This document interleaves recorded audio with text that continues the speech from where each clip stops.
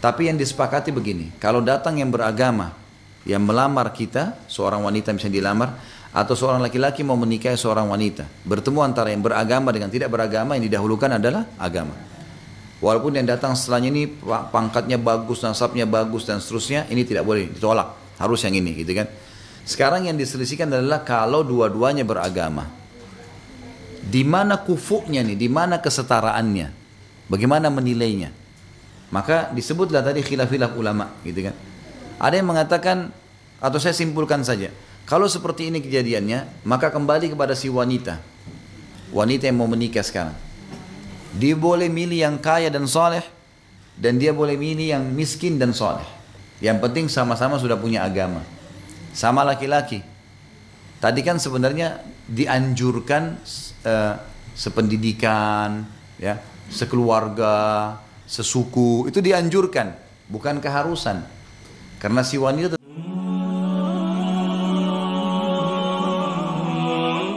adapun landasan yang wajib diletakkan oleh setiap wanita di depan pelupuk matanya dalam menerima laki-laki yang mengajukan lamaran kepadanya, maka syarat, landasan dan pedoman yang pertama ialah agama.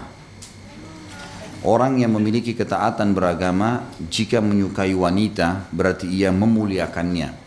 Jika ia tidak menyukainya maka ia tidak menzaliminya. Sebab kenapa seorang wanita harus memilih laki-laki yang mukmin, yang saleh? Karena kalau dia mencintainya, dia akan memuliakannya. Kalau dia tidak menyukainya, karena menikah karena orang tuanya, menikah karena kasihan, tetap dia tidak akan menzaliminya, tetap akan memberikan haknya. Dan ini tidak akan dimiliki kecuali orang yang beragama. Dan sudah saya sebutkan pada pertemuan-pertemuan kita yang lalu, setiap laki-laki di antara kita di sini harus hati-hati memilih calon ibu anak-anak kita. Karena status sperma kita masuk ke rahim dia dan dia hamil, maka dia akan menjadi ibu anak kita selamanya. Seburuk apapun dia, dan disebabkan ibu anak kita kepada dia. Begitu pula seorang muslimah, status sperma yang dia terima ke rahimnya salah dari laki-laki yang keliru, jahat, nakal, rusak dan seterusnya, sudah cukup akan membuat ya, anak yang lahir nanti di rahimnya ternisbatkan kepada laki-laki buruk itu selamanya. Makanya salah memilih pasangan, maka salah semuanya ke depan. Harus lebih hati-hati. Dan orang yang sudah terlanjur salah memilih harus konsekuensinya bersabar, memperbaiki, atau memang dia meninggalkan kalau tidak bisa diperbaiki. Dan dia memulai dengan sesuatu yang baru yang bisa dia perbaiki sisa umurnya. Karena kalau tidak jadi masalah buat dia. Intinya agama memang menjadi asas. Baik waktu kita cari atau bahas masalah landasan memilih istri, agamanya. Dan landasan memilih suami juga sama, agama. Kasus Nabi SAW menyuruh dahulukan agama ini teman-teman sekalian, karena agama bisa mengontrol semuanya.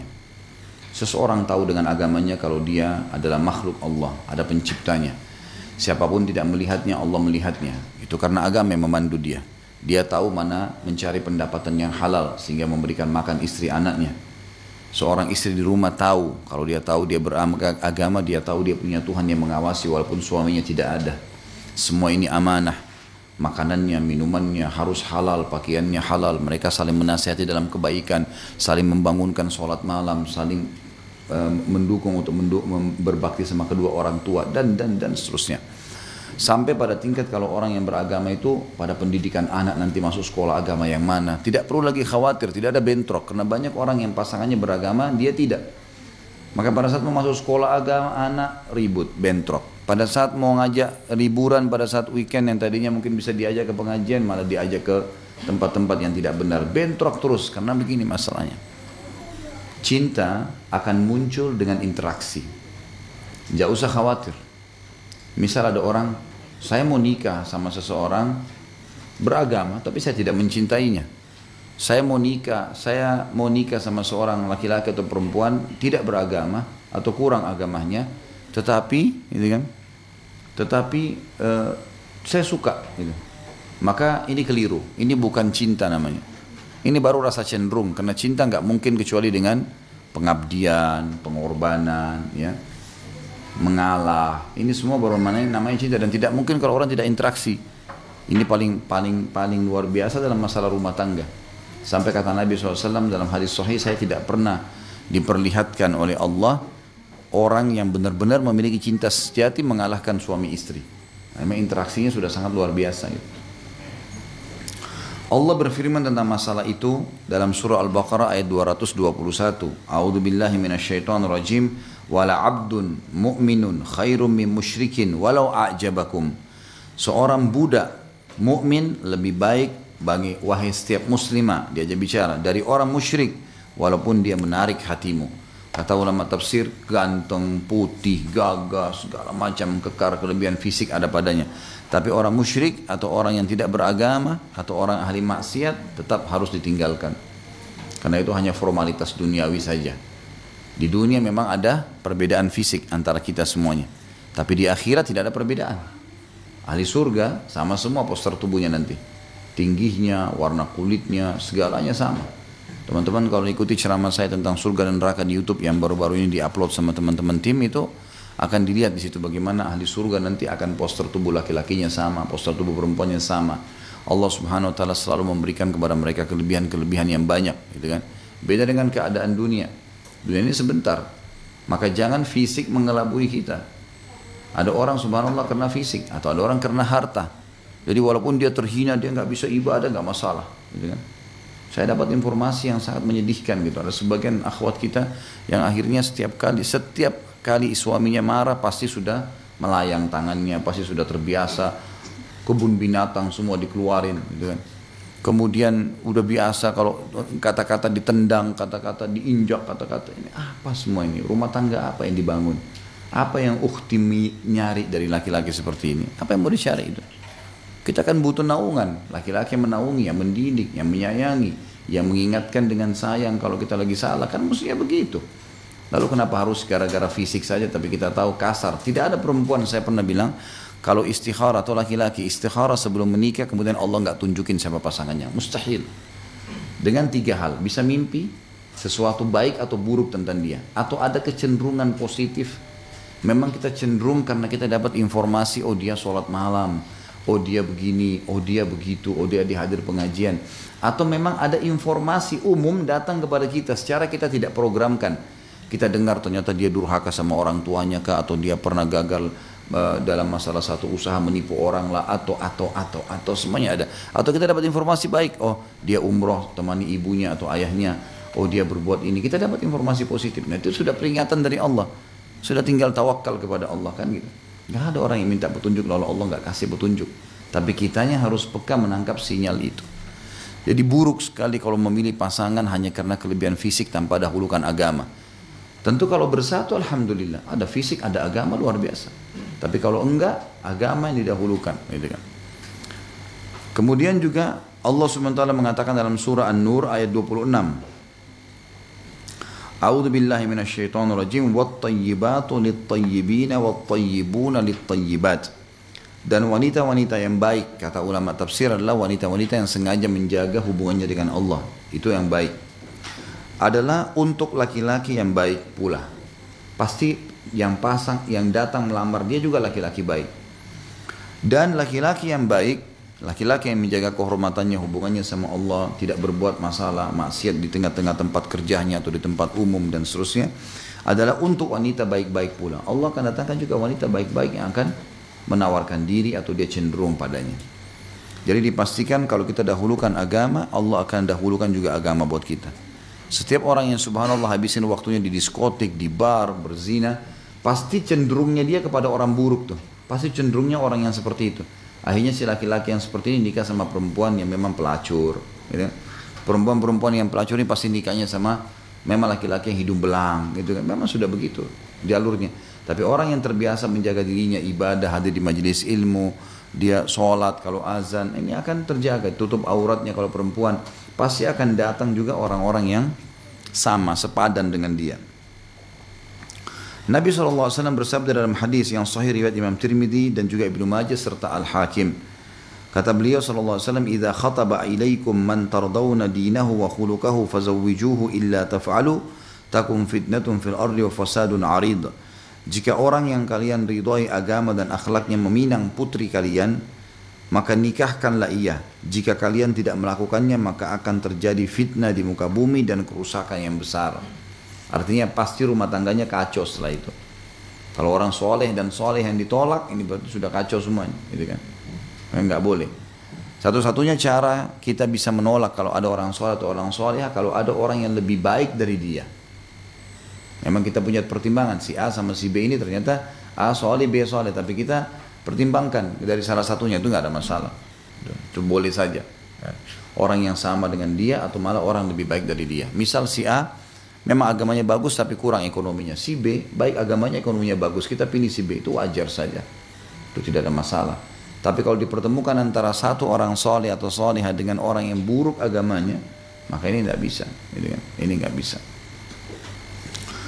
Nabi SAW mengatakan kepada Bani Bayadha, dan hadis ini diriwayatkan oleh Imam Baihaqi, "Ankihu Aba Hindin aw ankihu ilai wa kana hajjaman." Nikahkanlah Abu Hind dan nikahkanlah putri kalian kepadanya. Abu Hind adalah tukang bekam. Jadi Nabi SAW pernah memotivasi satu suku, namanya suku Bayadha. Suku Bayadha terkenal karena mereka memiliki kulit yang berwarna putih, maka diberikan julukan suku Bayadha. Terkenal dengan kecantikannya, perempuannya, laki-lakinya gagah-gagah gitu ya. Terus ada satu tukang bekam Nabi yang suka bekam Nabi, namanya Abu Hind. Melamar perempuan di situ, mereka ragu, mereka maunya nikah sama-sama dengan orang mereka lah, gitu kan, secara fisik dan seterusnya. Tapi Abu Hind itu orang soleh, tukang bekamnya Nabi SAW, ahli ibadah. Maka Nabi SAW mengatakan, wahai Bani Bayadha, nikahkan Abu Hind, ya, terima lamarannya, dan nikahkanlah putri kalian dengannya, ya. Nikahkan dia dengan saudari kalian, dengan tante kalian, atau dengan putri kalian. Dan Abu Hind adalah tukang bekam. Maksudnya di sini pekerjaannya bekam. Ya, orang-orang di bekam, ya, mungkin sekarang sudah mulai dikenal, tapi zaman dulu memang itu adalah terapi pengobatan, ya, terapi pengobatan. Jadi kurang lebih seperti dokter kalau zaman kita sekarang. Ya. Selanjutnya Ibnu Abi Hazim meriwayatkan dari ayahnya dari Sahal, dia berkata, dan riwayat ini diriwayatkan oleh Bukhari. Marra rajulun ala Rasulillah sallallahu alaihi wasallam faqal ma taqulu fi hadha qalu hariyun in khataba an yunqaha wa in syafa'a an yushaffa'a wa in qala an yustama' qala thumma sakat famarra rajulun min fuqara'il muslimin faqala ma taquluna fi hadha qalu hariyun in khataba an la yunqaha wa in syafa'a an la yushaffa'a wa in qala an la yustama' faqala Rasulullah SAW hadha khairun min mil'il ardi mithlu hadha. Seorang laki-laki pernah lewat di hadapan Nabi Muhammad SAW. Maka beliau bertanya kepada para sahabat, apa pendapat kalian mengenai orang ini? Kebetulan orang ini punya kelebihan fisik yang luar biasa. Orangnya bajunya bagus, fisiknya bagus, wangi, gitu kan. Kata Nabi SAW pada sahabat, bagaimana pendapat kalian dengan laki-laki ini? Mereka menjawab, ia pantas untuk dinikahkan bila ia meminang. Laki-laki ini kalau melamar pasti diterima nih. Diberi bantuan jika minta bantuan, dan didengarkan kata-katanya jika berbicara. Karena ini orang punya wibawa. Kemudian Nabi SAW diam pada saat itu. Lewat laki-laki lain, tidak lama kemudian lewat seorang laki-laki fakir dari kalangan muslimin. Tadi itu orang kaya raya. Lalu kata Nabi SAW kepada para sahabat, apa pendapat kalian tentang orang yang kedua ini? Mereka menjawab, sudah sepantasnya ia tidak dinikahkan bila meminang, karena miskin. Ya. Tapi dia beriman, ya, tidak diberi bantuan jika minta bantuan, dan tidak didengarkan kata-katanya jika berbicara. Maka kata Nabi SAW, orang ini yang kedua yang miskin tadi, lebih baik daripada orang yang seperti awal, ya semisal yang ini yang sudah lewat, walaupun sepenuh bumi. Hadis ini memberikan gambaran kepada kita, ternyata orang pertama memang tidak beragama, yang kedua beragama. Walaupun dia punya kelebihan fisik, punya kekayaan, lalu dibandingkan dengan orang kedua yang kurang, miskin ekonomi, fisiknya mungkin kurang, tapi beragama, kata Nabi SAW, ini yang beragama lebih baik daripada itu, walaupun itu sebanyak bumi ini. Jadi artinya di sini saking tegasnya diperintahkan untuk memilih suami yang soleh, ya, pasangan yang soleh. Tentu kita sedang bicara landasan memilih suami. Saudariku, kata penulis, agama adalah barometer yang bisa Anda gunakan untuk menilai laki-laki, bukan harta atau gelar yang dimilikinya. Tapi bila ia memiliki harta dan keahlian di samping agama, maka itu suatu kenikmatan. Orang yang memiliki ketaatan beragama tidak boleh selama-lamanya dikalahkan dengan orang yang membuat propaganda dalam hal memotong rambut atau mengadakan propaganda di dunia pakaian. Jadi artinya jangan terpengaruh dengan itu, karena orang yang beragama juga masih bisa dikemas. Pasangan kita yang soleh atau soleha, kita bisa kemas. Artinya bisa kita berikan, kalau ada rezeki beli pakaian yang bagus, bisa juga menata rambutnya seperti orang kaya, bisa, gitu kan? Bukankah ada orang yang tadinya mungkin banyak orang kelihatannya kotor, kumuh, justru karena masalah tidak merawat saja, gitu kan? Tapi ternyata setelah dia dikemas, dia dirawat, maka jadi bagus tuh, ya? Nggak ada masalah. Ya. Demikian pula tidak boleh dikalahkan oleh orang yang hafal nyanyian, tapi hatinya tidak hafal satupun ayat dari kitabullah atau satu hadis pun dari hadis-hadis Rasulullah SAW. Artinya banyak orang memilih penyanyi, tapi dia tidak memilih orang yang hafal Al-Quran. Ini salah sekali, fatal sekali salahnya. Mau diapain nyanyian itu?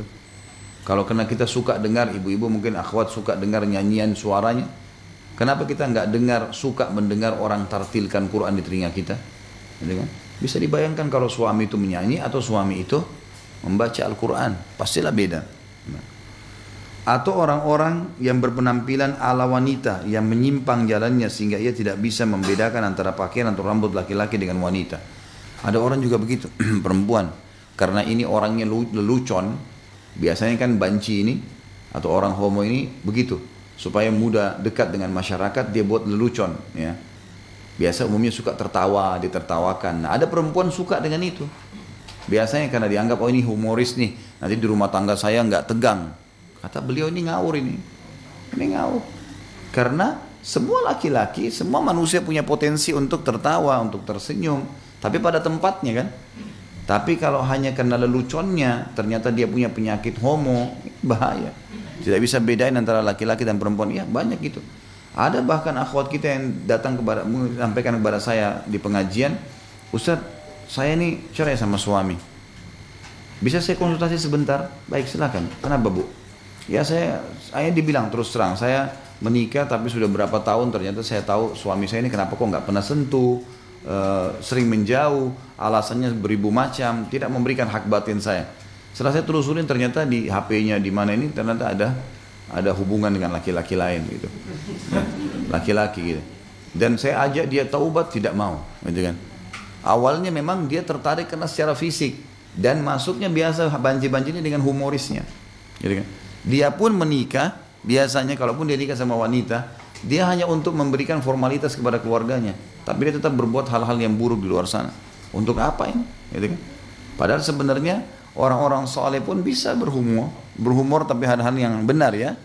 Nggak mungkin saya yakin orang-orang soleh di rumahnya selalu tegang, enggak. Nabi SAW tersenyum, tertawa, bercerita sesuatu yang positif, dan saya yakin teman-teman juga begitu. Nggak ada sesuatu yang selamanya tegang. Ada saatnya kita berbicara serius. Pada saat bicara masalah surga dan neraka misalnya, masa kita mau sambil tertawa-tawa, kan tidak mungkin. Ya. Tapi kalau kita bicara masalah hukum pernikahan, mendidik anak, ya wajarlah orang masih masuk dalam hal-hal yang humoris gitu kan. Itu biasa saja. Jadi beliau mengatakan jangan sampai kita dahulukan orang-orang yang malah punya penyimpangan ya, seks ini, kemudian dijadikan sebagai pasangan hidup. Ya. Tidak juga kata beliau dikalahkan oleh orang yang manis kata-katanya, yaitu kumbang yang hinggap di antara bunga-bunga untuk menyerap madunya dari ini dan dari itu. Maksudnya ini playboy ya. Laki-laki yang suka gonta-ganti pasangan. Kadang-kadang ada perempuan subhanallah dianggap prestasi kalau dia menjadi pacar yang ke-500-nya orang ini gitu. Dia tahu temannya semua pacaran sama laki-laki ini, tadi dianggap persaingan. Pada saat dia terakhir jadi pacarnya orang itu dan menikah, dianggap prestasi. Ini kebodohan ini. Kalau sebelum nikah saja dia sudah gonta-ganti pasangan, jangan heran setelah nikah dia selingkuh. Sebelum nikah memang dia sudah begitu orangnya, gitu kan? Jangan dianggap prestasi, ini salah. Ini orang kata beliau di sini bahasanya kumbang yang hinggap. Kumbang itu kan nyengat. Ya. Dia datang di antara bunga-bunga untuk menyerap madunya dari ini dan dari itu. Nikmatin ini, nikmatin itu, nikmatin ini. Haram, gitu kan? Tidak juga orang yang berdiri di depan pintu sekolahmu untuk menunggumu keluar agar engkau bisa pergi bersamanya tanpa sepengetahuan keluarga. Kalau ada laki-laki sudah ajak janjian berdua pergi, berarti sudah jelas enggak, agamanya tercoreng nih. Kalau laki-laki yang benar beragama enggak mungkin diajak berdua. Serius, tanya baik-baik, bicara sesuatu yang perlu tentang keluarga, datang ke rumahnya minta, cari informasi, kemudian menikah. Kan gitu. Enggak ada main-main, memang mau menikah. Mau jalan. Menikah bedanya hanya sudah ada akad nikah. Jalan setelah itu. Orang pacaran sama. Dia jalan tapi tanpa akad nikah. Kenapa kok kita bisa merasa orang pacaran lebih aman daripada orang menikah? Tidak mungkin, secara rasional nggak mungkin. Tapi karena jadi sudah membudaya kita ya. Di Indonesia ini kayak sudah melekat. Bahkan orang tuanya yang suruh anaknya untuk berhubungan gitu kan. Pacaran sebelum nikah sama dengan zina. Sama, nggak ada bedanya. Apa bedanya? Orang pergi gelap-gelap ke bioskop berdua, jalanan ini. Bagaimana bisa orang tua izinkan anak perempuannya begitu? Apa nggak ada lagi kecemburuan gitu? Bahkan kadang-kadang kalau pulang ibunya duduk temani makan. Tadi kamu bagaimana nak? Tadi kamu begini. Jadi kesannya, oh pacarmu nggak beginin kamu ya? Kok jadi aneh-aneh kayak ajaran yang aneh-aneh semua? Nggak mungkin, haram dalam agama. Anaknya sampai berzina karena imotivasi dari orang tuanya. Nggak mungkin ini kan itu. Nggak boleh. Ya. Saya pernah, semoga Allah kasih hidayah, silaturahim ke keluarga besar, kepada saat kumpul-kumpul banyak juga yang tidak ngerti agama. Tidak semua keluarga saya juga ngerti agama. Tapi anaknya rupanya sudah mulai bujang laki-laki. Ayahnya dengan bangga bilang, oh ini pacarnya ini orang ini. Kan itu. Keluar malam minggu ini, tanya, kok sudah cium belum pacarmu? Loh, kok aneh ini? Kalau bagi saya asing, aneh sekali ya. Dia menyuruh anaknya, anak itu melakukan dengan tidak merasa bersalah. Karena tameng pertama anak kan orang tua. Orang tua larang, biar bagaimana dia takut sama orang tuanya. Nah, bertahun-tahun hidup sama-sama kan gitu. Kenapa kok malah tidak dilarikan kepada hal yang positif? Seperti saya pernah bilang, kita malu kalau anak kita masang tenda di rumah kena menikah, tapi bangga dengan gonta-ganti pacar. Ini keliru sekali. Intinya pacaran sebelum nikah haram dan itu adalah zina. Sama saja. Ujungnya zina. Syaitan akan goda standar, kau akan nikah dengan dia.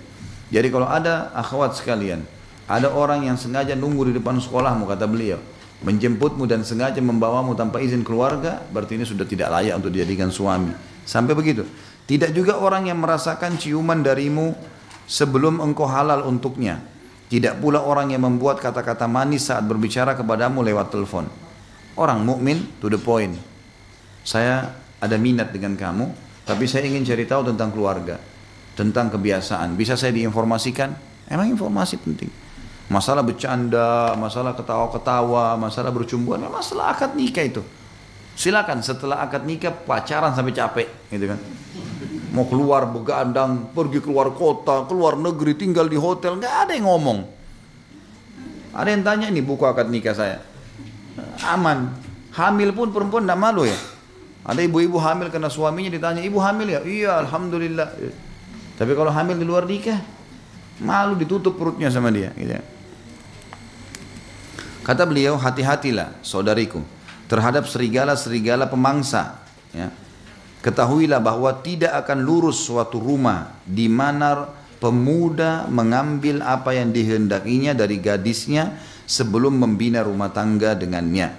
Kalau ada laki-laki sudah mau mencicipi tubuh salah seorang muslimah sebelum nikah, ini sudah nggak benar. Rumah tangga apa yang mau diharapkan nanti?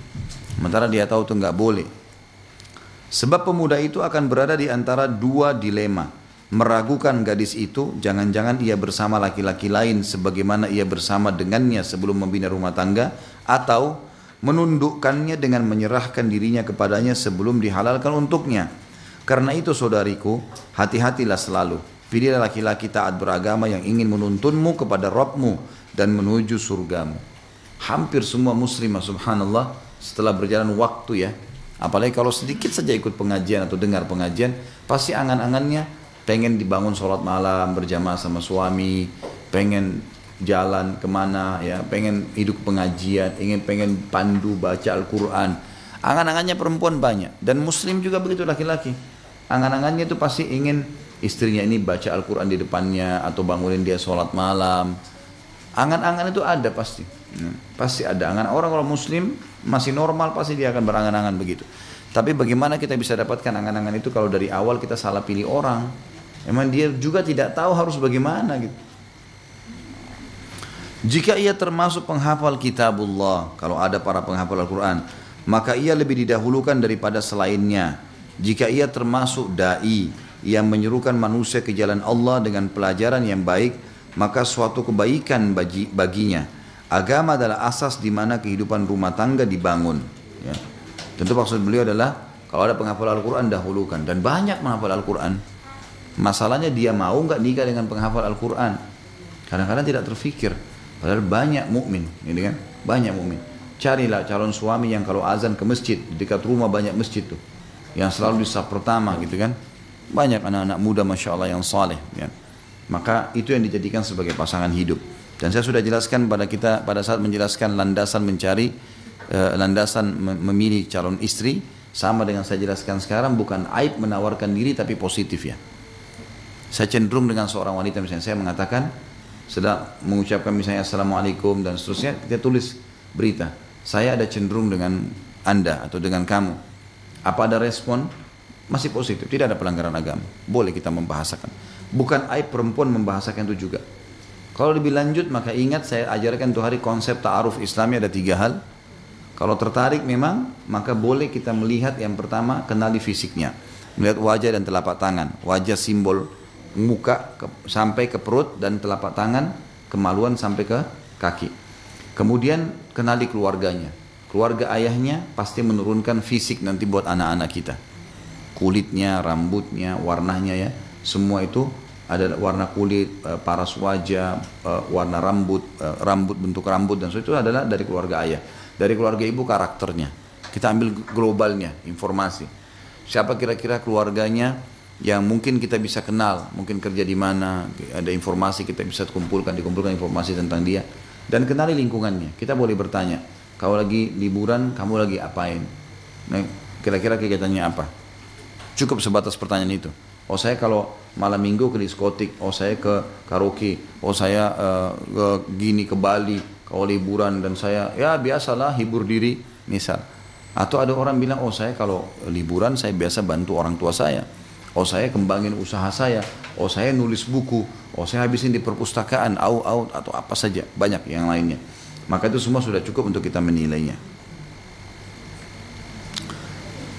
Kemudian dikatakan oleh beliau di sini, diangkat satu poin, dibilang dititikkan di sini, ada titik hitam di buku kita. Hal-hal yang sebenarnya kalau kita mau kasih judul ini, hal-hal yang semestinya dilakukan oleh seorang suami yang ideal. Yang pertama menurut penulis di sini, ia sanggup membiayai pernikahan. Berdasarkan sabda Nabi SAW, ya ma'syarasy syabab, man istata'a al-ba'a falyatazawwaj fa innahu aghaddu lil basari wa ahsanu lil farj wa man lam yastati' fa alayhi bis shaum fa innahu lahu wija'. Wahai para pemuda, barang siapa yang mampu menikah, maka menikahlah, karena menikah lebih dapat memelihara pandangan dan menjaga kemaluan. Barang siapa tidak mampu, maka hendaklah ia berpuasa, karena puasa dapat mengekang keinginannya, maksudnya syahwatnya. Baik, garis bawahi kata-kata ba'ah. Teman-teman yang pegang buku, dilingkarin kata-kata ba'ah itu dalam hadis. Ya ma'syarasy syabab man istata' al-ba'ah. Al-ba'ah itu artinya dalam bahasa Indonesia adalah setiap laki-laki yang begitu selesai akad nikah, besok dia siap untuk bekerja banting tulang cari nafkah buat istri anaknya. Itu namanya ba'ah. Jadi tidak ada hubungannya antara ibadah dengan prestasi dunia ya. Jangan hubungkan antara menikah nanti kalau sudah punya mobil, sudah punya rumah, sudah punya gini. Nggak ada hubungannya itu. Karena nikah adalah ibadah. Ibadah tidak butuh prestasi dunia. Ba'a maksudnya adalah setiap laki-laki yang siap begitu selesai akad nikah, besok dia sudah harus siap memberikan makan istrinya. Dia mulai kerja, mulai melamar kerja, mulai apalah, angkat batu kah, apalah, kerja sama orang. Pokoknya ada sesuatu yang dia bisa berikan makan istrinya. Itu maksudnya ba'a. Jadi walaupun dia belum punya kerjaan, boleh dia menikah. Dan dimaksud dengan biaya pernikahan di sini adalah bagaimana dia pada saat menjalankan, karena ada 5 hal yang harus diperhatikan dalam masalah pernikahan Islam kan. Yang pertama harus ada walinya perempuan, mutlak ini, nggak bisa tidak. Dan kata Nabi SAW, wanita manapun yang menikahkan diri tanpa izin walinya, nikahnya batal. Yang kedua, harus ada 2 saksi. laki-laki terpercaya menyaksikan pernikahan itu. Yang ketiga, harus ada mahar. Mahar sesuatu yang diletakkan pada saat akad nikah. Makin sederhana makin banyak berkahnya. Ya. Yang keempat, ini diiklankan. Nah, iklankan ini maksudnya adalah sabda Nabi SAW kepada Abdurrahman bin Auf, "Aulim walau bisyat." Iklankan pernikahanmu walaupun dengan seekor kambing.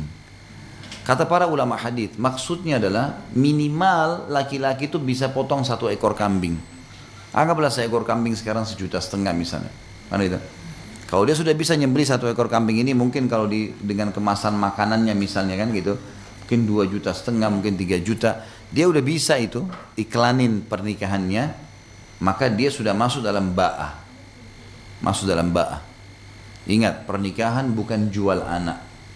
Pernikahan bukan jual saudari atau saudara. Tapi pernikahan adalah memudahkan mereka melengkapkan agamanya. Itu penting. Karena ada orang tua begitu ya. Mau menikah kasih syarat. Harus begini, harus begitu, harus begini, harus begitu. Sampai akhirnya anaknya gadis tua. Saya pernah dipanggil untuk ceramah khutbah nikah. Ada satu akhwat kita itu menikah sama satu teman. Akhirnya mungkin kalau tidak salah sama-sama sekolah kuliah S3 gitu. Perempuan itu sampai S3 tidak menikah. Sudah umur berapa gitu. Ternyata memang karena ditunda-tunda, orang tuanya mau dia berprestasi. Sampai akhirnya sudah sangat tua baru menikah. Ini kesian. Angan-angan dia untuk punya anak, angan-angan dia untuk bisa bermanja sama suami. Karena perempuan normal, makin berumur, makin berkurang. Beda dengan kalau anak-anak yang lebih muda, yang mungkin lebih suka bermanja dengan suami, sudah hilang semua. Yang semestinya dia bisa laluin gitu kan. Itu makna ba'a bagi laki-laki. Makna ba'a bagi perempuan. Tadi ada juga jangan ada. Jadi pernikahan itu dalam Islam harusnya ada wali perempuan, ada 2 saksi, kemudian ada mahar, kemudian ada diiklankan walaupun dengan seekor kambing ya. Jadi ini minimal dia bisa lakukan. Kemudian yang kelima adalah tidak boleh ada kemaksiatan dalam pernikahan itu sebelum atau sementara pernikahan. Misal kayak tadi saya bilang jangan pacaran sebelum nikah gitu kan. Kemudian juga di acaranya, usahakan acara pernikahannya syar'i. Acara pernikahannya syar'i. Jangan ada pelanggaran-pelanggaran. Saya pernah jelaskan itu seperti misalnya banyak orang angkat nikah kemudian panggil penyanyi-penyanyi perempuan, telanjang, terbuka auratnya, orang pada lihat. Dia panen dosa ngapain? Untuk apa? Gitu kan? Untuk apa? Kenapa begini ya? Kadang-kadang ada hal mungkin yang kita anggap tabu. Tapi saya coba dobrak wacananya Bapak Ibu. Ya. Kadang-kadang kita anggap tabu. Kenapa kita mau nganggap tabu? Kalau lagi ada walimah, daripada penyanyi yang dibayar, anak yatim yang didatangkan. Penghafal Al-Quran. Dari ma'had mana, ini loh penghafal Al-Quran. Harapannya supaya orang yang hadir di acara pernikahan itu tahu. Berharap anak-anak mereka bisa hafal Quran seperti ini. Suruh baca Al-Quran.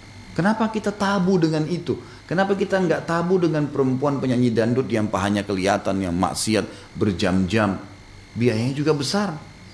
Kenapa kita tabu dengan ini? Kenapa kita tabu kalau lagi liburan malam minggu atau hari Ahad? Kenapa kita tabu ngajak anak kita ke panti asuhan supaya dia belajar bagi-bagiin sosial kepada anak yatim, gitu kan? Dan kita tidak tabu membuang uang 2-3 juta di mall, habisin dia dengar musik, main-mainan yang ngeng gitu. Buang-buang uang saja gak ada gunanya gitu kan. Kenapa kita tidak coba dobrak nih wacana kita? Kenapa selalu kesannya yang berhubungan dengan agama ini kayak kolot, kayak tabu, kayak gak masuk di akal gitu. Kalaupun harus didatangkan ya, itu kan sesuatu yang bisa saja.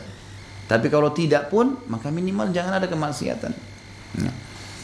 Ba'a, kita masuk sekarang ke ba'a bagi perempuan. Makna ba'a bagi perempuan adalah wanita yang siap untuk digauli oleh suaminya, hamil jadi ibu. Gitu loh. Jadi nanti dia siap nih, digauli sama suaminya, dia layani suaminya di rumah tangga dan hamil urus anak. Itu namanya ba'a. Sudah cukup. Nah, kata ulama, kalau ada laki-laki umurnya 17 tahun sudah ba'a. Dewasa, siap bekerja, mau menikah, nikahkan. Kalau ada laki-laki 30 tahun tidak ba'a, jangan nikahkan. Ada laki-laki 30 tahun tapi nggak bisa. Emang dianya Tidak ada kawam, tidak ada sesuatu sifat kelaki-lakian. Ya mungkin karena banyak unsur masalah ya. Mungkin dari faktor sekolah, mungkin dari faktor pergaulan, mungkin dari faktor ini. Tidak ada ba'ah. Tidak ada kesiapan untuk bekerja. Ya. Atau mungkin dia punya masalah penyakit jiwa. Nggak ada ba'ah di situ kan. Karena ba'ah tadi saya bagi laki-laki, dia menikah hari ini, besok dia siap banting tulang. Mau jadi tukang kah, mau jadi tukang parkir kah, pokoknya makanin istrinya, selesai. Halal selesai. Dia cuma mampu beli satu bungkus nasi uduk, satu bungkus makan berdua. Situlah romantisnya, gitu kan. Daripada makan banyak-banyak tapi tidak ada kebersamaan, gitu kan. Nanti pelan-pelan dengan roda kehidupan insya Allah dia bisa. Tapi orang mukmin dia tahu bagaimana mencari yang halal. Begitu juga dengan perempuan. Dia siap untuk digauli. Karena ada perempuan tidak siap dengan itu, tidak ba'ah. Ada perempuan begitu nikah tidak mau digauli sama suaminya. Berarti dia tidak ba'ah, nggak ada kesiapan. Dia tahu pasti suaminya akan sentuh dia. Mungkin karena faktor orang tuanya nggak jelaskan. Mungkin dia tidak tahu, mungkin dia memang dasarnya pergaulannya bebas sebelumnya misalnya, sehingga dia suka dengan cenderung laki-laki lain dan tidak mau disentuh sama ini, dan itu tidak ada ba'ah namanya, nggak ada ba'ah. Maka ini tidak masuk dalam perintah Nabi harus menikah, gitu kan, sama orang ini, karena ini sama orang yang sedang dimaksudkan tadi, yang sedang ditujukan oleh orang tuanya atau dipandukan supaya dia menikah karena agamanya, gitu. Seperti itu yang maksud dengan ba'ah. Kata beliau, betapa banyak pemuda yang tanda kutip mencintai gadis. Fikiran bertemu setelah pandangan mata dan nafas mendengungkan nyanyian terindah yang belum pernah manusia melihat sebelumnya atau sepertinya. Artinya orang kalau sudah pacaran akhirnya dekat-dekatan, hembusan nafasnya sudah digoda oleh setan seperti lantunan nyanyi, akhirnya ciuman, akhirnya kemana-mana nih. Ya. Betapa banyak impian saling bertemu. Seorang pemuda bermimpi lalu ia menceritakan kepada gadisnya. Lalu si gadis berkata-kata kepadanya. Betapa banyak ia berpikir untuk berbicara dengannya lewat telepon. Ia mendapati telepon berdering dan ternyata gadis itu. Betapa banyak kisah cinta yang tumbuh dan menggeluti imajinasi banyak gadis. Kemudian ketika tiba pembicaraan tentang nikah, maka cinta itu menjadi fata morgana. Impian itu hilang diterbangkan angin dan luluh lantah di tataran kenyataan. Jadi beliau ingin menekankan, wahai muslimah, kalau ada laki-laki yang cuma tahu ngajak kamu jalan, ngajak kamu ngobrol, mau nikmatin ciuman dengan kamu dan seterusnya, tapi pada saat ketahuan orang ini mau nikah atau tidak, pada saat dilemparkan kata-kata pernikahan, dia lari. Fata morgana, nggak ada. Makanya bukan aib dari awal, kalau mau sentuh saya, menikah. Dan ingat kata-kata saya, wahai muslimah, anak-anak juga kita perempuan bahasakan mereka. Semua perempuan, laki-laki di sini tahu. Semua perempuan kalau tidak mudah disentuh, ya, dia jaga wibawanya. Saya mau disentuh dia jaga, jangan, nggak boleh. Ini haram. Misal, ini nggak boleh. Misal dia bahasakan, kecuali pasti dihormati sama suaminya. Kalau nikah sama itu pun dihormati sama dia. Oh ini istri saya dulu jaga, oh, orangnya jaga nih. Emang begitu. Nggak ada perempuan yang gampangan disentuh, iya dicium, iya digauli, iya buka pakaiannya segala. Kecuali pasti suaminya anggap remeh.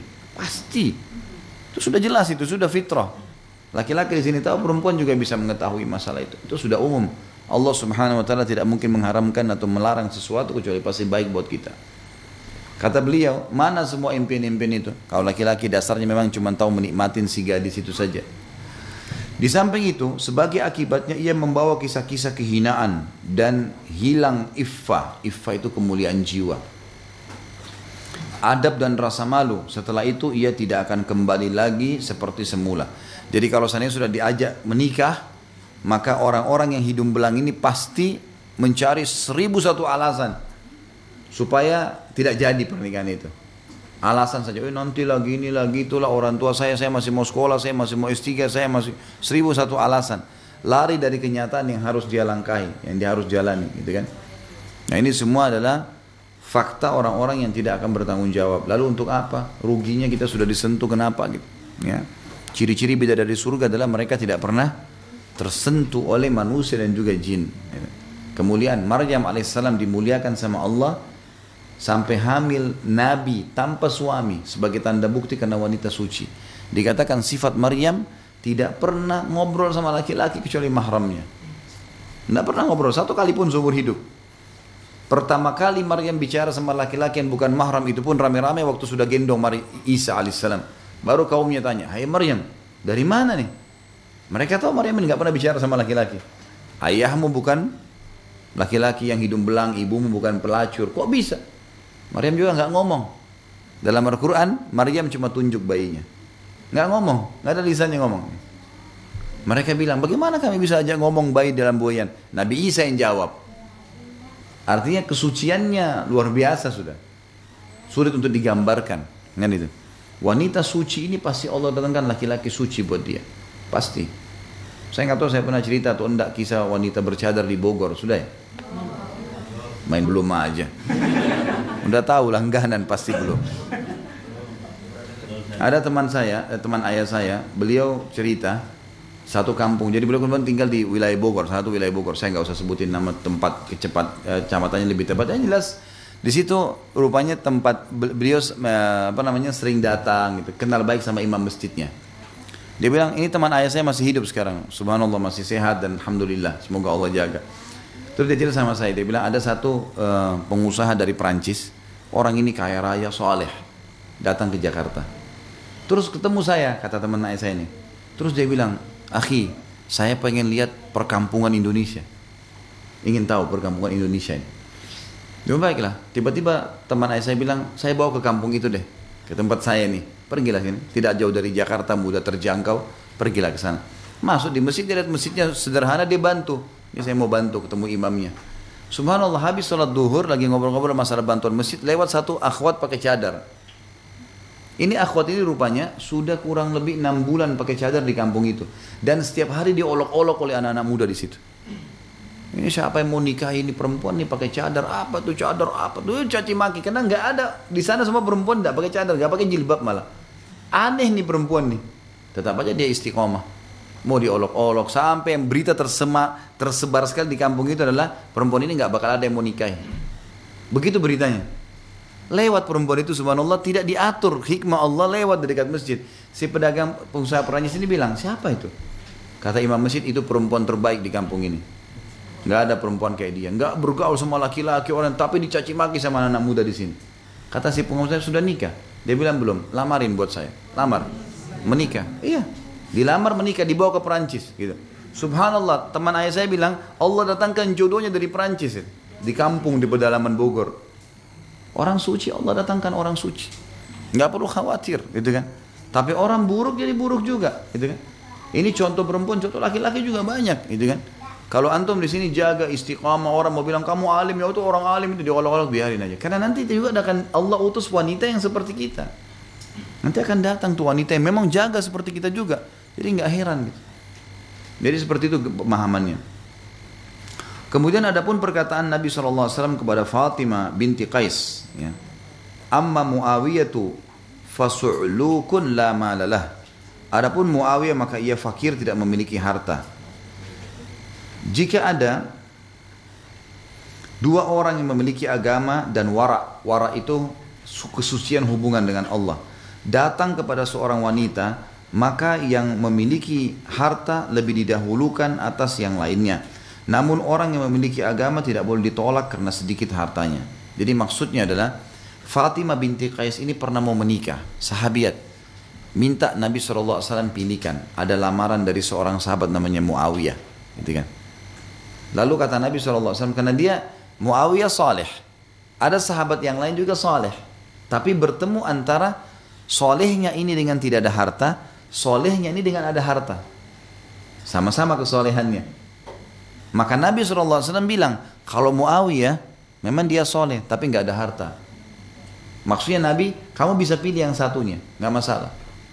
Itu yang beliau maksudkan sini. Jika ada dua orang yang memiliki agama dan wara datang kepada seorang wanita, maka salah satunya memiliki harta, dahulukan yang pilih harta. Nggak ada, karena memang dia butuh untuk biaya hidupnya, gitu kan? Tapi di sini adalah masalah kesolehan. Lalu beliau bilang, orang yang memiliki agama tidak boleh ditolak karena sedikit hartanya. Jangan sampai nanti karena ada orang sedikit harta beragama ketemu dengan orang kaya tidak beragama lalu kita dahulukan yang kaya tidak beragama. Bukan ini baru didahulukan ini. Tapi ketemu antara soleh sama soleh, tapi ini lebih kaya, boleh dipilih, nggak ada masalah. Karena tolak ukurnya kesolehannya sudah ada. Maka kekayaan nilai plusnya, gitu kan. Yang kedua, dianjurkan juga agar suami itu belas kasih kepada istri. Berdasarkan sabda Nabi SAW, amma Abu Jahmin fala yadau asahu an atiqihi. Jadi laki-laki yang pelindung, orang yang beragama itu melindungi, ya. Ini tentu kita bisa, akhwat kita bisa mencari tahu tentang ibunya, tentang tantenya, meminta nomor teleponnya, mendatangi mereka, berbicara, nanya gitu kan, sepupunya, tentang kondisi laki-laki ini seperti apa. Pasti umumnya orang tahu lah. Orang itu kalau penaung, pelindung, memang baik, orang tahu ini baik nih. Orang tahu ini buruk nih. Orang bisa secara umum bisa nilai kok, gitu kan. Maka Nabi SAW di sini memasukkan kriteria wanita laki-laki yang kedua adalah tadi masalah agama, kemudian yang kedua dia sanggup membiayai pernikahan, kemudian yang ketiga kita masukkan yang pertama tadi agamanya ya.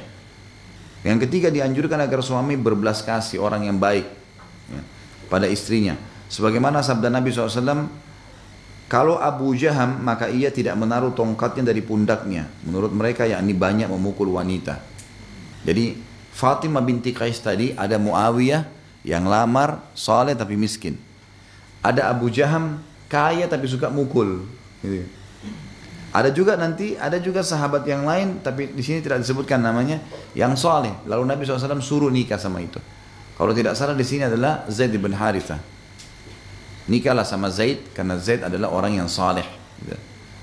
Tapi dia memiliki harta sedikit dibandingkan dengan Muawiyah pada saat itu belum punya apa-apa. Selanjutnya yang keempat adalah dianjurkan agar suami itu enak dipandang dan bagus penampilannya sehingga istri senang melihatnya dan tidak membencinya. Jadi laki-laki juga harus menjaga pakaiannya, rambutnya, penampilannya, bau badannya. Jadi ini peka, hati-hati teman-teman yang sudah berumah tangga. Saya bahasakan sama istri saya, hati-hati. Jangan pernah ada sesuatu yang tidak nyaman dari bau, terutama bau mulut kah, bau badan kah, bau pakaian kah, bau tempat tidur kah, bau masakan yang tidak enak kah. Ini semua tidak boleh. Ini bau yang tidak enak hilangkan. Karena jiwa manusia suka yang wangi, gitu kan? Wajar.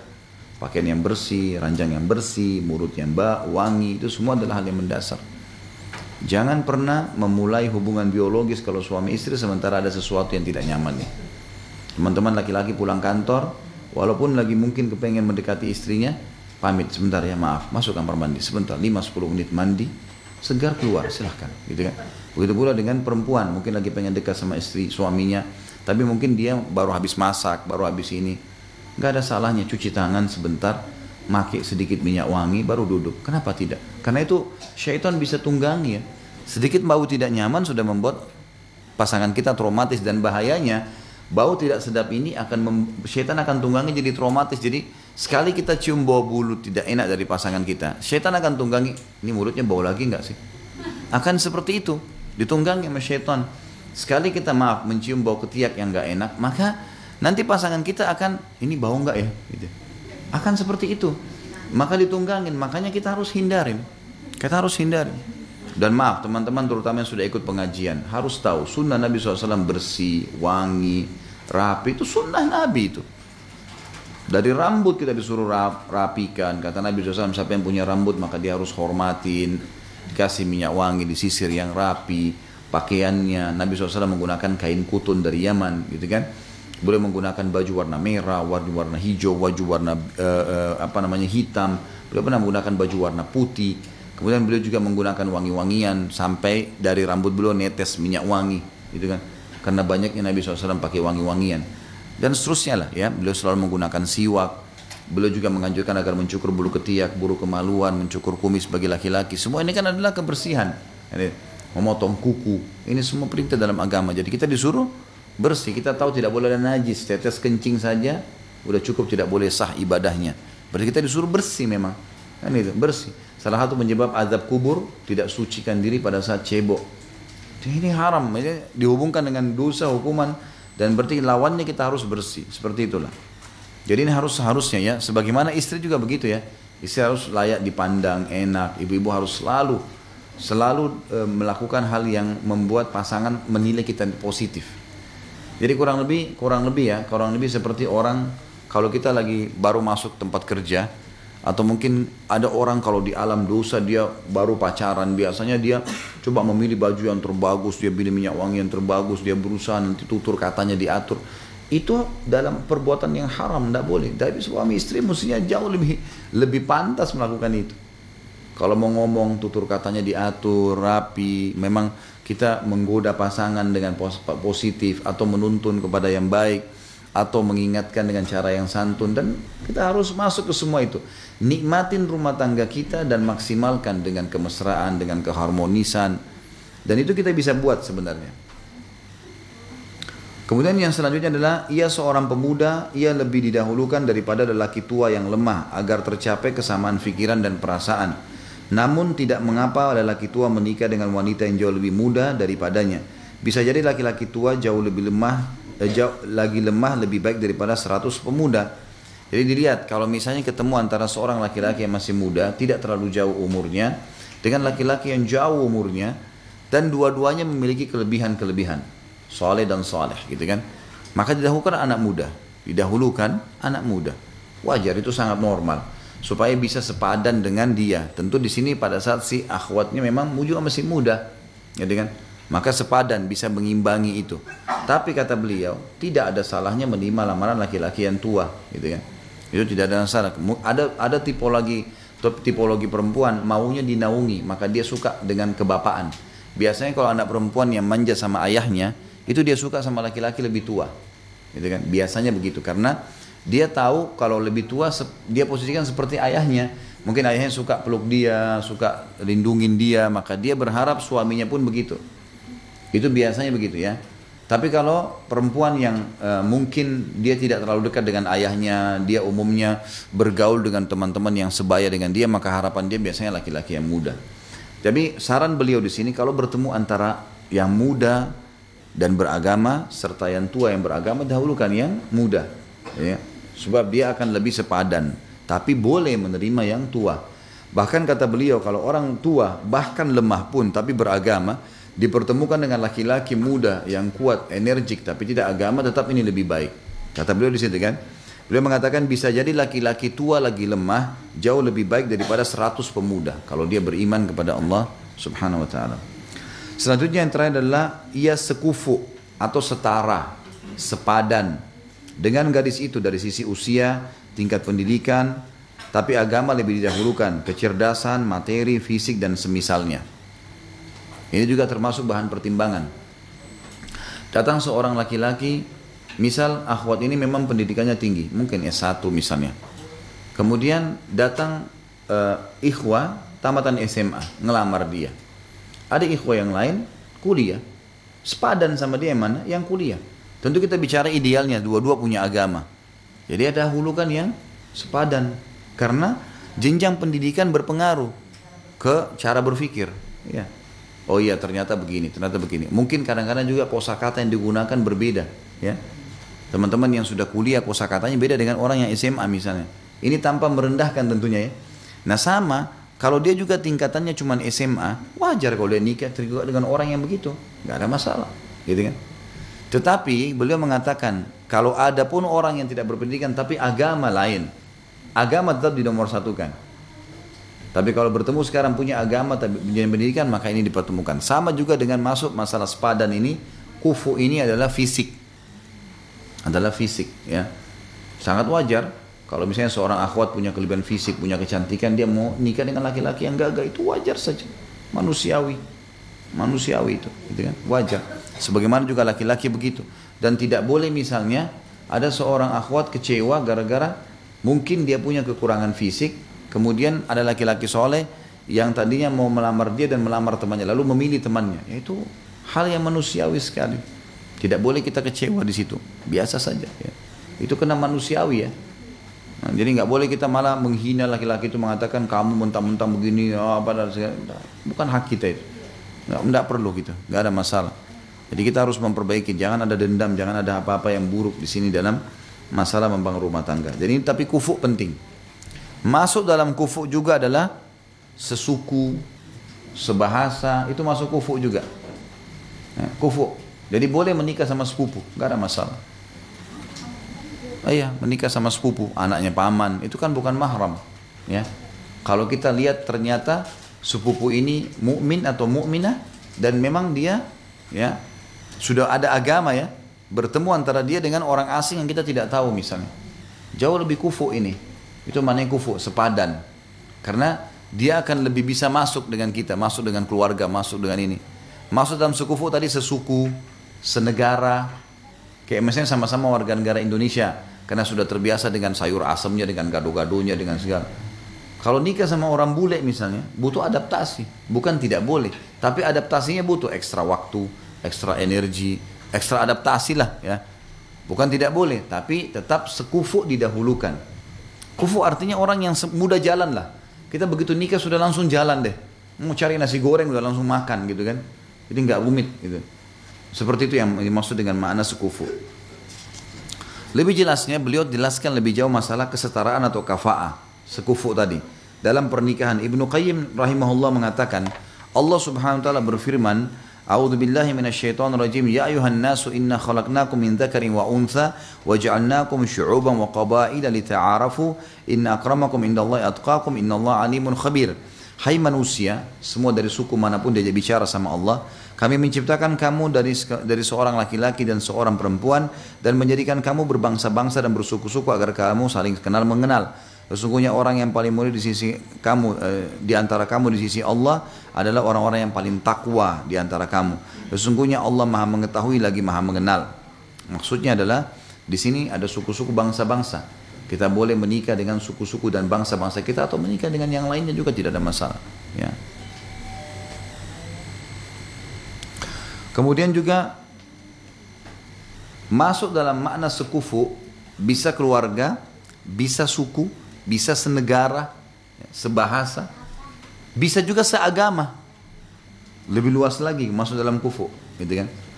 Karena beliau mengatakan di sini surah Al-Hujurat ayat 10 yang artinya yang bunyinya innamal mu'minuna ikhwah.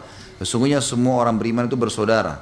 Dan juga dalam At-Taubah ayat 71 wal mu'minuna wal mu'minatu ba'duhum awliya'u ba'd. Dan orang-orang yang beriman lelaki dan perempuan sebagian mereka adalah menjadi penolong bagi sebagian yang lainnya.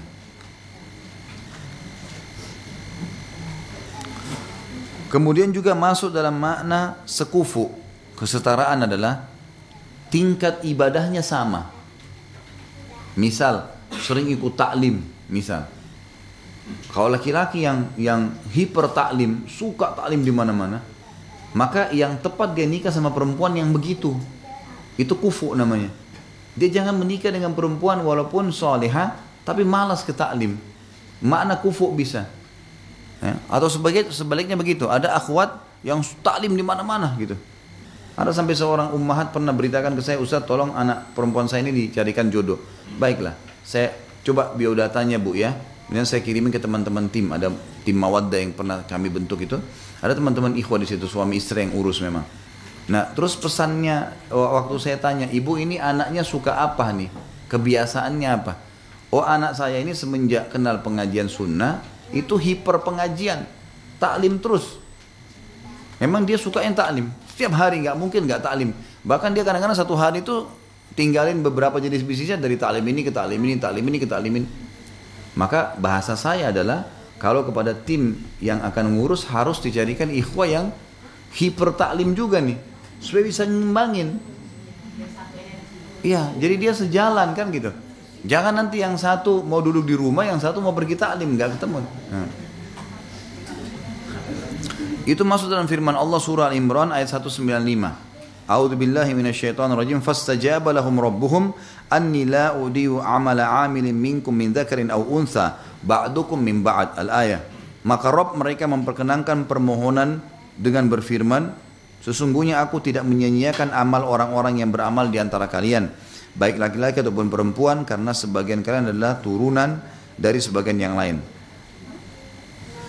Jadi di sini maksudnya adalah Allah Subhanahu wa taala menyebutkan tentang masalah amal soleh, sepadan dari sisi amal soleh. Juga dalam sabda Nabi SAW di dalam hadis yang diriwayatkan oleh Imam Ahmad, ala inna rabbakum wahidun wa inna abakum wahidun, ala la fadla li arabiyyin ala ajamin wala li ajamin ala arabiyyin wala li ahmarin ala aswad wala aswada ala ahmar illa bittaqwa. Kalau masalah tolok ukurnya amal saleh, agama, maka masuk dalam sabda Nabi SAW, ketahuilah bahwa Rabb kalian adalah satu dan Bapak kalian satu, Adam AS. Ketahuilah bahwasanya bangsa Arab tidak memiliki kelebihan atas orang Ajam, non-Arab, dan tidak pula orang Ajam memiliki kelebihan atas orang Arab. Begitu pula orang berkulit merah tidak memiliki kelebihan atas orang yang berkulit hitam, dan tidak pula orang yang berkulit hitam memiliki kelebihan atas orang yang berkulit merah, kecuali dengan ketakwaan. Kecuali dengan ketakwaan. Jadi kalau sudah ada amal saleh, maka amal saleh didahulukan dan cari orang yang sekufu. Ya. Hadis ini memberikan pelajaran kepada kita, masuk di dalamnya adalah masalah iman dan amal salehnya harus berimbang. Jadi kalau misal si A mau menikah, dia memang sangat faham agama, luar biasa pemahaman agamanya. Si laki-laki ini misalnya, ada perempuan dua orang salihan dia mau nikahi, si A sama si B. Atau kita balik kasusnya, seorang akhwat pemahaman agamanya sudah sangat luar biasa. Mungkin dia kuliah khusus masalah agama, mungkin dia hafal Quran, mungkin segala macam. Ada laki-laki yang akan menikah sama dia. Dua-duanya saleh. Kalau tadi laki-laki dua-duanya salihah perempuannya gitu kan. Maka dia harus cari yang paling dekat dengan dia. Dari kedua yang saleh ini, yang paling dekat mengimbangi dia. Misal tadi si perempuan ini hafidzah Quran. Di antara yang lamar dia, yang satu belum hafal Quran sama sekali, yang satu hafal misalnya 10 juz. Dia dahulukan yang ini. Supaya sejalan dengan dia. Padahal dua-duanya saleh gitu kan. Jadi memilih yang lebih dekat dengan dia. Itu yang dimaksud dengan hadis tadi. Di dalam riwayat Tirmidzi, Nabi SAW juga bersabda, hadis ini sudah disebutkan tentang takhrijnya, disahihkan oleh Imam Tirmidzi. Idza khataba ilaikum man tardawna dina wa khuluqa fazawwiju illa taf'alu takun fitnatun fil ardi wa fasadun arid. Jika ada orang yang kalian ridhai agama dan akhlaknya meminang putri kalian, maka nikahkanlah ia. Jika kalian tidak melakukannya, maka akan terjadi fitnah di muka bumi dan kerusakan yang besar. Maksudnya tadi masalah kebersamaan dalam masalah agama. Juga perkataan Nabi SAW tadi sudah disebutkan juga tentang Bani Bayadah, ya, yang sudah dikatakan nikahkanlah Abu Hind dan nikahkanlah putri kalian. Abu Hind adalah seorang penulun, tukang bekam. Tadi sudah saya jelaskan itu.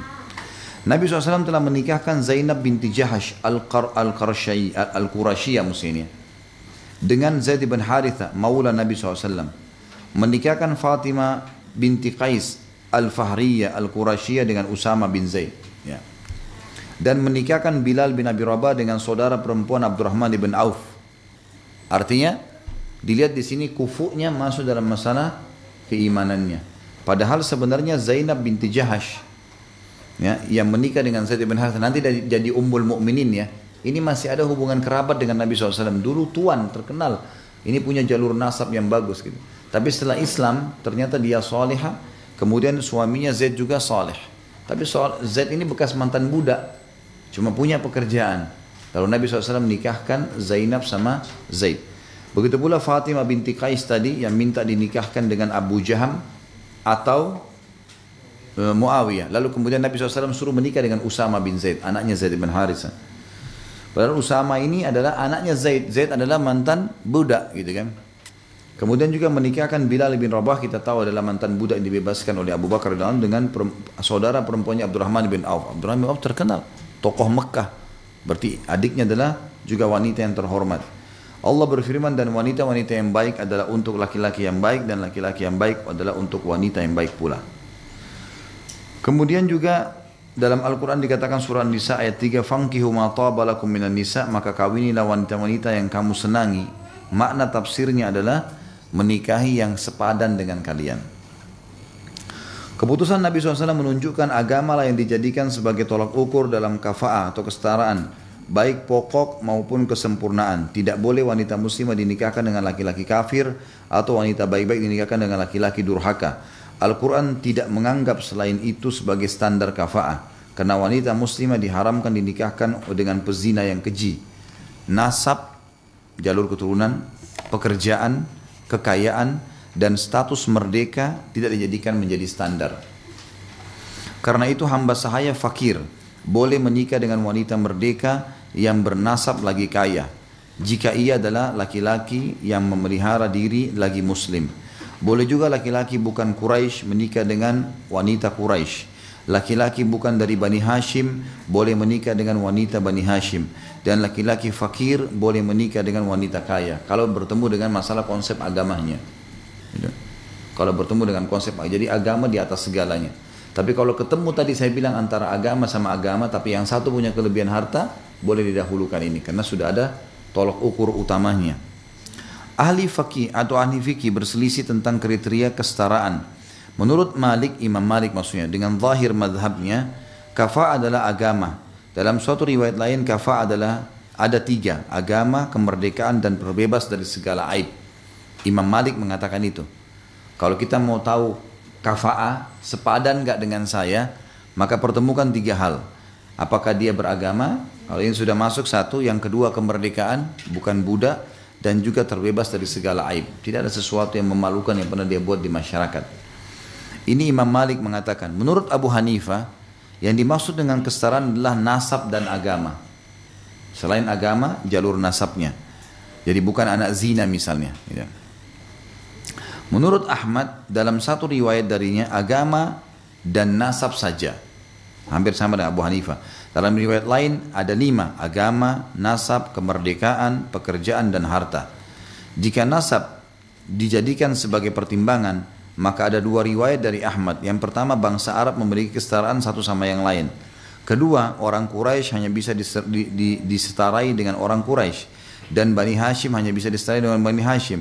Sementara pengikut Asy-Syafi'i mempertimbangkan kafah pada agama, nasab, kemerdekaan, pekerjaan, dan terbatas dari aib yang dijauhi. Ini khilaf antara ulama tentunya ya. Ini cuma khilafnya saja kita bacakan. Dalam Al-Yasar mereka memiliki 3 pendapat yang dijadikan pertimbangan dan tidak dijadikan pertimbangan. Pertimbangan ini berlaku untuk penduduk kota menetap, bukan penduduk nomeden atau bawadi. Bawadi ini maksudnya padang pasir ya. Orang Ajam menurut mereka tidak sekufu dengan orang Arab. Laki-laki bukan Quraisy tidak sekufu dengan wanita Quraisy. Laki-laki bukan Bani Hashim tidak setara dengan wanita Bani Hashim.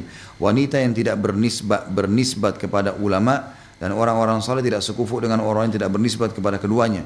Laki-laki hamba sahaya tidak sekufu dengan wanita merdeka. Laki-laki yang dimerdekakan tidak sekufu dengan wanita yang merdeka sejak asal. Dan laki-laki yang salah satu leluhurnya pernah merasakan perbudakan tidak sekufu dengan wanita yang tidak pernah merasakan perbudakan dan juga salah satu leluhurnya. Ini pendapat dalam Al-Yasar, salah satu pemahaman gitu kan, yang beda dari 4 mazhab tadi yang sudah disebutkan. Tentu ini tidak jadi tolak ukur ya, karena keempat imam kita yang kita jadikan tolak ukur adalah mereka mendahulukan agama dan nasab.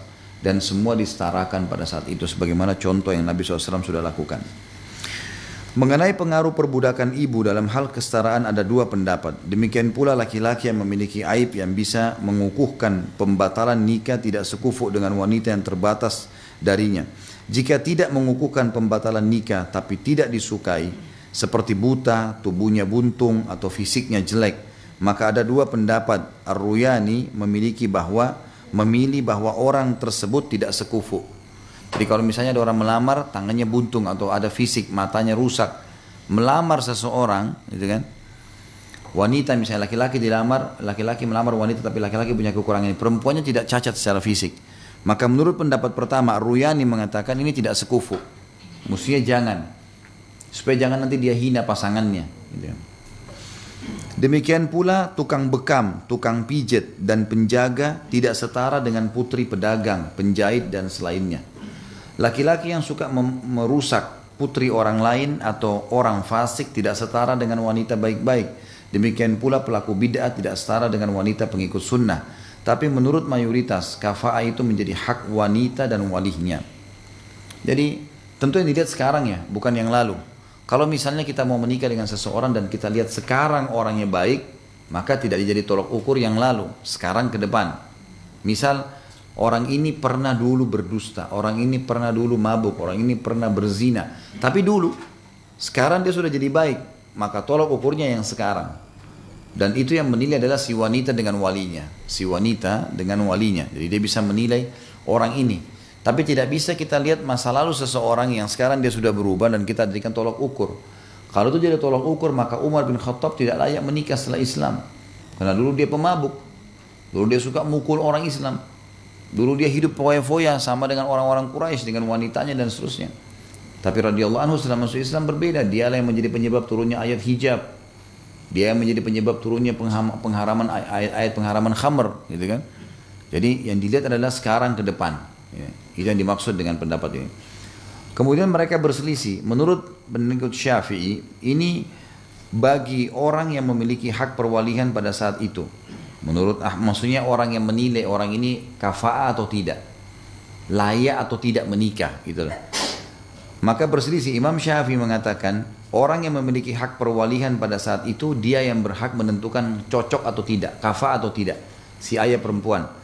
Menurut Ahmad ini hak semua wali, baik wali yang jauh maupun yang dekat. Barang siapa di antara mereka ada yang tidak ridho, maka ia berhak membatalkan. Ya. Imam Ahmad mengatakan itu. Jadi misalnya si ayah sudah meninggal. Kalau dalam mazhab Syafi'iyah, berarti yang menentukan kafa'ah setelah itu adalah si anak perempuan saja. Cocok setara sama dia atau tidak, gitu kan. Kalau ayah masih hidup, berarti ayahnya menentukan. Karena ayah lebih tahu, oh ini nak, begini nak, ini dan seterusnya. Tapi kalau dalam mazhab Imam Ahmad tidak, siapa saja yang jadi wali. Walaupun ayahnya sudah mati, misalnya pamannya jadi wali, pamannya punya hak untuk itu. Saudaranya punya hak untuk itu, siapa saja jadi walinya hak untuk itu. Ahmad mengatakan dalam riwayat yang ketiga, ini adalah hak Allah. Kerelaan mereka tidak sah membatalkan haknya. Maksudnya, kalau memang Allah sudah kasih nilai agama, kalian lihat secara zahir, kata pendapat Imam Ahmad dalam pendapat beliau yang lainnya. Pendapat yang tadi adalah penilaian wali dan siapa saja menjadi wali. Kalau ini pendapat yang lain dan ini tidak dipilih oleh Imam Ahmad sebenarnya, cuma diangkat oleh penulis. Dia mengatakan kesetaraan itu dinilai oleh Allah. Kalau Allah bilang agamanya, sudah agamanya saja, gitu kan. Tapi berdasarkan riwayat ini, kemerdekaan, kelapangan, pekerjaan atau nasab tidak menjadi pertimbangan.